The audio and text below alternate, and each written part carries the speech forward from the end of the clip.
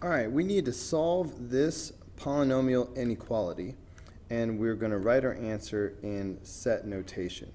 Before we even get started, normally we use parentheses and brackets, but here they have parentheses and then they have braces. So I need you to understand that they are using braces instead of brackets. All right, so when you see these braces, use them like you would use these brackets. All right, so we need to have 0 on one side, but for this problem, we already have 0 on one side. So let's go ahead and solve the related equation, x squared minus 8x plus 7 is equal to 0. Because look, when I see that it is an inequality, that tells me that this is one of those problems where we're going to graph it on a number line, and we'll have our border points and we'll do test values. So the way we get the border points is by solving this equation. Okay, so this is going to factor. 7 can only factor as 7 times 1. Inner plus outer equals middle, so inner I have 7x, outer I have 1x. The middle is negative 8. So to make negative 8, both of these need to be negative, which means both of these are negative. A negative times a negative is a positive for the positive 7, so that works. So now that it's factored, we can set each of these equal to 0 and solve. So I get x equals 7 and I get x equals 1. So these are my two border points. So I'm going to put 1 and 7 on my number line. I will put these as closed circles because of the or equal to. All right, we want the values that are less than or equal to 0. These points represent the places where the function is equal to 0, because that's what we just solved for. So we want to include them. All right, so now we need to see where the solutions are. So that's when we do test values. So we have 3 zones. We'll need a test value in each zone.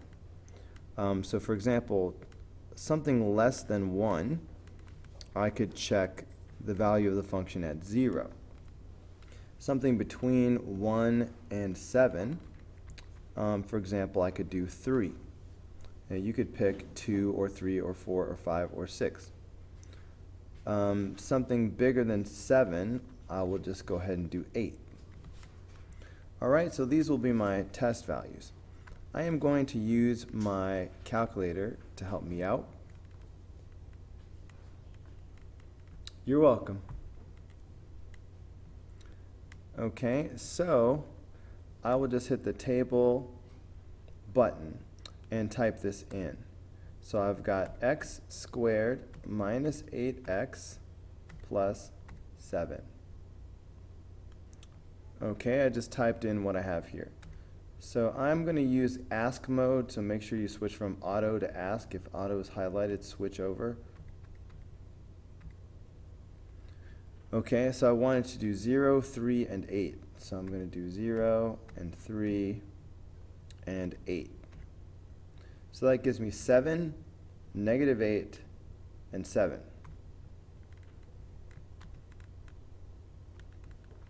All right, so I got 7, negative 8, and 7. So this is the value of the function at 0.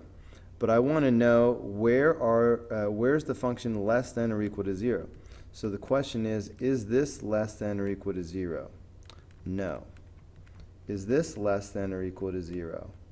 Yes. Is this less than or equal to 0? No. All right, so the function is less than or equal to 0 between 1 and 7. If 3 is a solution, then every value between 1 and 7 is a solution. So I'm going to show that by drawing a segment between these two dots, like that. So that's a picture of my solution set. Now in interval notation, I will show this by writing bracket 1 to 7. Now remember, for some reason, this textbook, or wherever these problems came from, instead of using brackets, they use braces. So I would expect to see them write it as brace 1 to 7, brace. Okay, so you can see that the answer in that case is C.